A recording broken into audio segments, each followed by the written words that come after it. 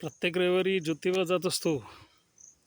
आज जरा उशिरानंच गेलो आणि निसर्गात ज्योतिबा डोंगर फिरता फिरता दोन प्रकारच्या भाजीच मला मिळाल्यात. एक ही जी आहे ती पात्री आणि हा जो आहे तो आगाडा. पात्री आणि आगाडा दोन्ही भाज्या नैसर्गिक भाज्या, सेंद्रिय भाज्या अतिशय सुंदर आहेत.